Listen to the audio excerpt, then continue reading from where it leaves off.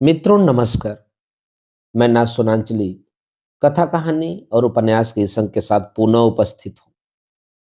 मित्रों, इस समय मैं वाचन कर रहा हूँ उपन्यास बड़ी दीदी।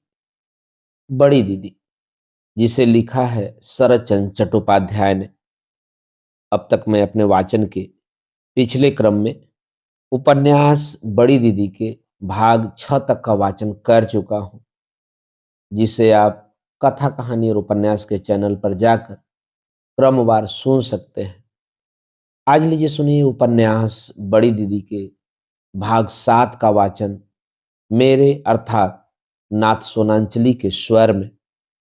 कलकत्ता के मकान में अब ब्रज बाबू के स्थान पर शिवचंद्र मालिक हैं और माधवी के स्थान पर एक नई बहू घर की मालिक है। माधवी अब भी वही है। भाई शिवचंद्र स्नेह और आदर करता है, लेकिन अब माधवी का वहां रहने को जी नहीं चाहता। घर के दास दासी मुंशी गुमास्ते अब भी बड़ी दीदी कहते हैं, लेकिन सभी जानते हैं कि संदूक की चाबी अब किसी और के हाथ में चली गई है। लेकिन यह बात नहीं है कि शिवचंद्र की पत्नी किसी बात में माधवी का निरादर या अवज्ञा करती है। फिर भी वह ऐसा भाव प्रकट करने लगती है जिससे माधवी अच्छी तरह समझ ले कि अब बिना इस नई स्त्री की अनुमति और परामर्श के उसे कोई काम नहीं करना चाहिए। उस समय पिता का राज्य था, अब भाई का राज्य है, इसलिए कुछ अंतर पड़ गया है। पहले उसका सम्मान भी होता था और वह जो चाहती थी वह भी होता था, लेकिन अब केवल आदर है, जिद नहीं है। पहले पिता के कारण सब कुछ वही थी, लेकिन अब वह केवल आत्मियों और कुटुंबियों की श्रेणी में आदर रह गई है। इस पर यदि कोई यह कहे कि हम शिवचंद्र अथवा उसकी पत्नी को दोषी ठहरा रहे हैं और सीधे सीधे न कहकर घुमा फिरा कर उसकी निंदा करते हैं, तो वह हमारे अभिप्राय को ठीक ठीक नहीं समझ पा रहे। संसार का जो नियम है और आज तक जो रीति नीति बराबर चली आ रही है, हम केवल उसी की चर्चा कर रहे हैं। माधवी का भाग्य फूट गया है। अब उसके लिए कोई स्थान नहीं रह गया है जिसे वह अपना कह सके। केवल इसी से कोई अपना अधिकार क्यों छोड़ने लगा। यह बात कौन नहीं जानता कि पति की चीज पर स्त्री का अधिकार होता है, लेकिन वह माधवी की कौन होती है। दूसरे के लिए वह अपना अधिकार क्यों छोड़ने लगी। माधवी सब कुछ समझती है। बहू जिस समय छोटी थी और ब्रजबाबू जीवित थे, उस समय माधवी की नजर में प्रमीला और बहू में कोई अंतर नहीं था, लेकिन अब सब बातों में अंतर है। वह सदा से अभिमानी है, इसलिए वह सबसे नीचे है। उसमें बात सहने का सामर्थ्य नहीं है, इसलिए कोई बात नहीं कहती। जहां उसका कोई जोर नहीं है, वहां सिर ऊंचा करके खड़े होने से उसका सिर कट जाता है। जब उसके मन में दुख होता है, तब वह चुपचाप सह लेती है। शिवचंद्र से भी कुछ नहीं कहती। स्नेह की दुहाई देना उसका आदत नहीं है। केवल इसी आत्मीयता के भरोसे अपना अधिकार जताने में उसे लज्जा आती है। साधारण स्त्रियों की तरह लड़ाई झगड़ा करने से उसे कितनी घृणा है, केवल वही जानती है। एक दिन उसने शिवचंद्र को बुलाकर कहा, भैया, मैं ससुराल जाऊंगी। शिवचंद्र चकित हो गया। यह क्या माधवी, वहां तो कोई नहीं है। माधवी ने मृत स्वामी का उल्लेख करके कहा, उनका छोटा भांजा काशी में ननद के पास है, उसी के पास गोला में मजे से रह लूंगी। पावना जिले के गोला गांव में माधवी की ससुराल थी। शिवचंद्र ने कुछ हंसकर कहा, भला यह भी कहीं हो सकता है। वहां तुम्हें बहुत कष्ट होगा। कष्ट क्यों होने लगा? वहां का मकान तो अभी तक गिरा नहीं है। 10-5 बीघा जमीन भी है। क्या इतने में एक विधवा का गुजारा नहीं हो सकता? गुजारे की बात नहीं है, रुपए की भी कोई चिंता नहीं है, लेकिन माधवी, तुम्हें वहां बहुत ही कष्ट होगा। नहीं भैया, कुछ कष्ट नहीं होगा। शिवचंद्र ने कुछ सोचकर कहा, बहन, आखिर तुम क्यों जा रही हो? मुझे सारी बात साफ साफ बता दो। मैं सारा झगड़ा मिटाए देता हूँ। शायद शिवचंद्र ने अपनी पत्नी से अपनी बहन के विरुद्ध कुछ बातें सुनी होंगी। वही बातें शायद इस समय उसे याद आ गई। लज्जा से माधवी का मुख लाल पड़ गया। बोली, भैया, क्या समझ रहे हो कि मैं लड़ाई झगड़ा करके तुम्हारे घर से जा रही हूं? शिवचंद्र स्वयं भी लज्जित हो गया। जल्दी से बोला, नहीं नहीं, यह बात नहीं है, लेकिन यह घर सदा ही तुम्हारा है, फिर आज क्यों जाना चाहती हो? एक साथ उन दोनों को अपने स्नेहमय पिता की याद आ गई। दोनों की आंखें भर आई। आंखें पोंछकर माधवी ने कहा, मैं फिर आऊंगी, जब तुम्हारे बेटे यज्ञोपवीत हों, तब ले आना। इस समय मैं जाती हूं। वह तो 8-10 बरस बाद की बात है। अगर तब तक जिंदा रही तो अवश्य आऊंगी। माधवी किसी भी तरह वहां रहने के लिए राजी नहीं हुई और जाने की तैयारी करने लगी। उसने नई बहू को घर गृहस्थी की सारी बातें समझा दी, दास दासियों को बुलाकर आशीर्वाद दिया। चलने के दिन आंखों में आंसू भरकर शिवचंद्र ने कहा, माधवी, तुम्हारे भैया ने तो तुमसे कभी कुछ नहीं कहा। कैसी बात करते हो भैया? माधवी बोली, सो नहीं, यदि किसी अशुभ क्षण में किसी दिन असावधानी से कोई बात। नहीं भैया, ऐसी कोई बात नहीं है। सच कहती हो? हाँ, सच कहती हूँ। तो फिर जाओ, तुम्हें अपने घर जाने से मना नहीं करूंगा। जहां तुम्हें अच्छा लगे वहीं रहो, लेकिन समाचार भेजती रहना।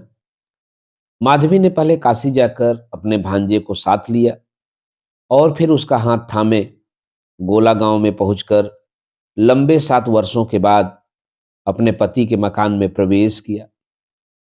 गोला गांव के चटर्जी महाशय घोर विपत्ति में पड़ गए।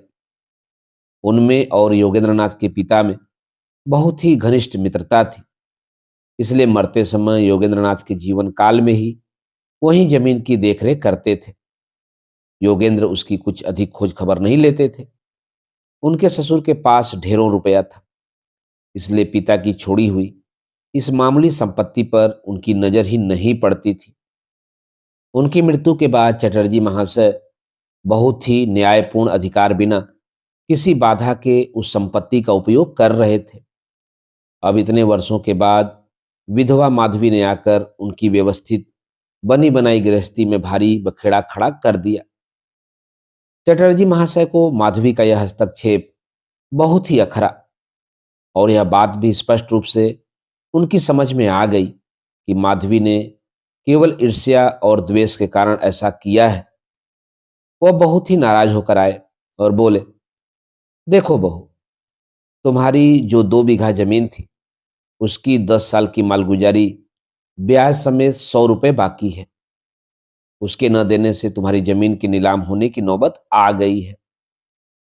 माधवी ने अपने भांजे संतोष कुमार के द्वारा कहला दिया कि रुपए की चिंता नहीं है और साथ ही उसने 100 रुपए भी तत्काल भेज दिए। वह रुपए चटर्जी महाशय ने अपने काम में खर्च कर लिए, लेकिन माधवी इस तरह सहज में छोड़ने वाली नहीं थी। उसने संतोष को भेजकर कहलवाया कि केवल 2 बीघे जमीन पर ही निर्भर रहकर मेरे स्वर्गीय ससुर का जीवन निर्वाह नहीं होता था, इसलिए बाकी की जो जमीन जायदाद है वो कहाँ है और किसके पास है। चटर्जी महाशय के क्रोध की सीमा न रही। स्वयं आकर बोले, वह सारी जमीन बिका गई, कुछ बंदोबस्त में चली गई। 8-8 10-10 साल तक जमींदार की मालगुजारी न चुकाने पर जमीन भला किस तरह रह सकती थी? माधवी ने कहा, क्या जमीन से कोई आमदनी नहीं होती थी जो मालगुजारी के थोड़े से रुपए नहीं दिए जा सके? और अगर जमीन सचमुच ही बिक गई है तो यह बताइए, उसे किसने बेचा और वह अब किसके पास है? यह सब मालूम होने पर उसे निकालने का इंतजाम किया जाएगा। और उसके कागज पत्र कहाँ हैं? चटर्जी महाशय ने जो उत्तर दिया, माधवी उसे समझ न सकी।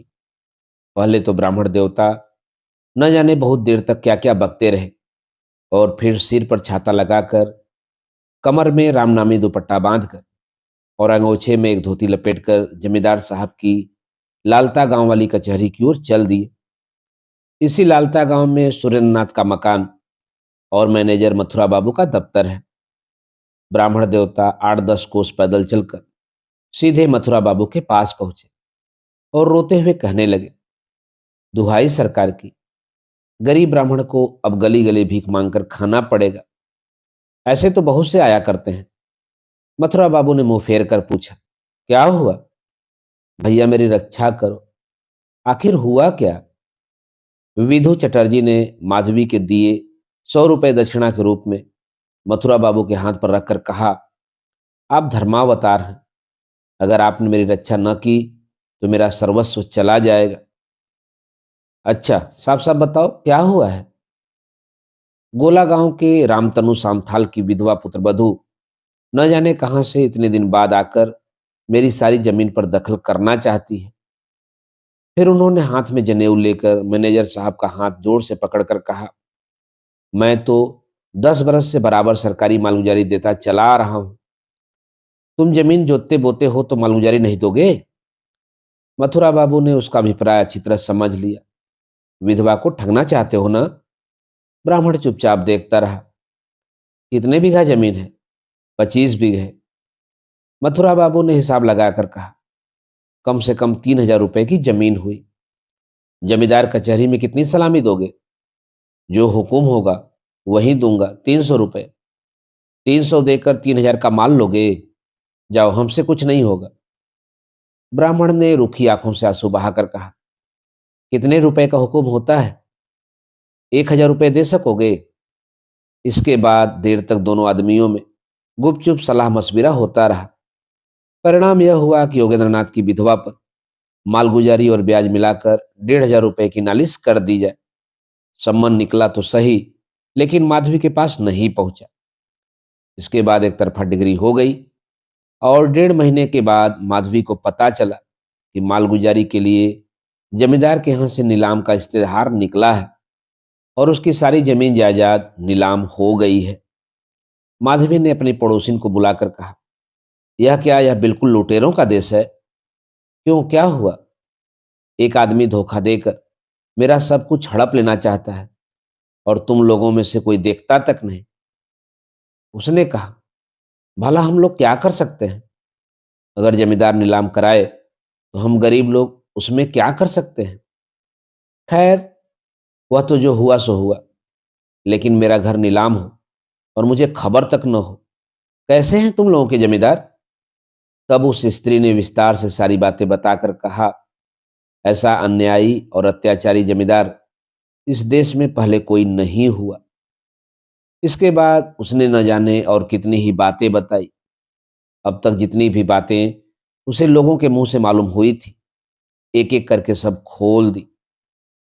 माधवी ने डरते डरते पूछा, क्या जमींदार साहब से भेंट करने से काम नहीं निकल सकता? अपने भांजे संतोष कुमार के लिए माधवी यह भी करने को तैयार थी।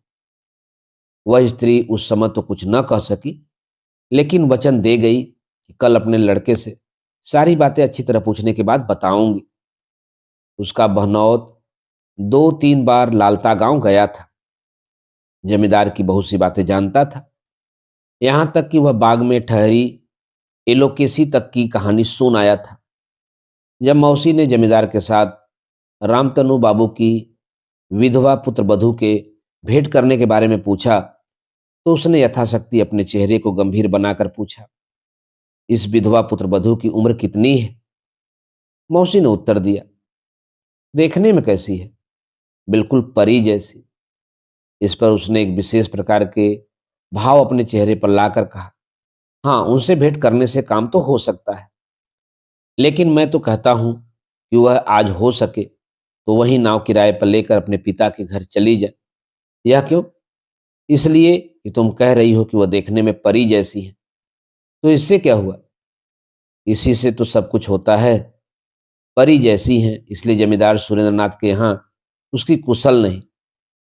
मौसी ने अपने गाल पर हाथ रखकर कहा, तू कैसी बातें करता है? बहनौत ने मुस्कुराकर कहा, हाँ, यही बात है। देश भर के लोग इस बात को जानते हैं। तो अब तो उनसे भेंट करना उचित नहीं है। नहीं, किसी भी तरह नहीं। लेकिन उसकी सारी संपत्ति तो चली जाएगी। जब चटर्जी महाशय इस मामले में हैं, तब संपत्ति मिलने की कोई आशा नहीं है। और फिर वह गृहस्थदार की लड़की ठहरी, संपत्ति के साथ उसका धर्म भी चला जाएगा। दूसरे दिन उस स्त्री ने सारी बातें माधवी को बता दी। सुनकर वह हैरान रह गई। दिन भर जमींदार सुरेंद्रनाथ के बारे में सोचती रही। उसने सोचा, यह नाम तो बहुत ही परिचित है, लेकिन उस व्यक्ति के साथ मेल नहीं खाता। यह नाम तो उसने मन ही मन कितने ही दिनों तक याद किया है। उसे आज पूरे 5 वर्ष हो गए। भूल गई थी उसे, लेकिन आज बहुत दिनों के बाद फिर याद हो आया। स्वप्न और निद्रा में माधवी ने बड़े कष्ट से वह रात बिताई। अनेक बार उसे पुरानी बातें याद आ जाती थी और उसकी आंखों में आंसू उमड़ आते थे। संतोष कुमार ने उसके मुख की ओर डरते डरते कहा, मामी, मैं अपनी मां के पास जाऊंगा। स्वयं माधवी ने भी यह बात कई बार सोची थी, क्योंकि जब यहां ठिकाना ही न रहा तब काशीवास करने के सिवा और कोई उपाय नहीं है। उसने संतोष के लिए ही जमींदार से भेंट करने के बारे में सोचा था, लेकिन वह हो नहीं सकता। मोहल्ले टोले के और अड़ोसी पड़ोसी मना कर रहे हैं। इसके सिवा वह चाहे जहां जाकर रहे। अब एक नया बखेड़ा और खड़ा हो गया है। मेरा भाग्य भी कैसा फूटा है। ये सारे उपद्रव अभी तक उसके शरीर के साथ जुड़े हुए हैं। आज 7 वर्ष हो गए। यह सब बातें उसके ध्यान में ही नहीं आई और इन बातों का स्मरण करा देने वाला भी कोई नहीं था। पति की मृत्यु के बाद जब वो अपने पिता के घर चली गई थी, तब सभी ने उसे बड़ी दीदी और मां कहकर पुकारा था। इन सम्मानपूर्ण संबोधनों ने उसके मन को वृद्ध बना डाला था। कहाँ का रूप और कहाँ का यौवन। जहां उसे बड़ी बहन का काम करना पड़ता था और मां जैसा स्नेह लुटाना पड़ता था, वहां क्या यह सब बातें याद रह सकती? याद नहीं थी, लेकिन अब याद हो आई हैं। उसने लज्जा से काफी हंसी हंसकर कहा, यहाँ के लोग अंधे हैं या जानवर? लेकिन यह माधवी की भूल थी। सभी का मन उसकी तरह 21-22 वर्ष की उम्र में बूढ़ा नहीं हो जाता। 3 दिन बाद जमींदार का एक प्यादा उसके दरवाजे के ठीक सामने आसन जमाकर बैठ गया और पुकार पुकार कर लोगों को जमींदार सुरेंद्रनाथ की नई कृति के बारे में लोगों को बताने लगा। तब माधवी संतोष का हाथ पकड़कर दासी के साथ नाव पर जा बैठी। गोला गांव से 15 कोस दूर सुमरापुर में प्रमिला का विवाह हुआ था। आज 1 वर्ष से वह ससुराल में ही है। शायद फिर वह कलकत्ता जाएगी, लेकिन माधवी उस समय वहां कहाँ रहेगी, इसलिए उससे मिल लेना आवश्यक है। सवेरे सूर्य उदय होते ही माझियों ने नाव खोल दी। धारा के साथ नाव तेजी से बह चली। हवा अनुकूल नहीं थी, इसलिए नाव धीरे धीरे बांसों के बीच से गुजरती, कटीले वृक्षों और झाड़ियों को बचाती, घास पात को ठेलती हुई चलने लगी। संतोष कुमार के आनंद की सीमा न रही। वह नाव की छत पर से हाथ बढ़ाकर वृक्षों की पत्तियां तोड़ने के लिए आतुर हो उठा। माझियों ने कहा, अगर हवा न रुकी तो नाव कल दोपहर तक सुमरापुर नहीं पहुंच सकेगी। आज माधवी का तो एकादशी का व्रत है, लेकिन संतोष कुमार के लिए कहीं नाव बांधकर खाना बनाकर खिलाना होगा। माझियों ने कहा, दिस्ते पाड़ा के बाजार में अगर नाव बांधी जाए तो बहुत सुभाती रहेगा। वहां सब चीजें मिल जाती हैं। दासी ने कहा, अच्छा भैया, ऐसा ही करो, जिससे 10-11 बजे तक लड़के को खाना मिल जाए। मित्रों, अभी आप सुन रहे थे उपन्यास बड़ी दीदी के भाग 7 का वाचन मेरे अर्थात नासुनांजलि के स्वर में। मित्रों, उपन्यास बड़ी दीदी के आगे के भागों का वाचन अब मेरे वाचन के अगले क्रम में सुन सकते हैं। तो जुड़े रहिए कथा कहानी और उपन्यास के साथ। धन्यवाद। नमस्कार।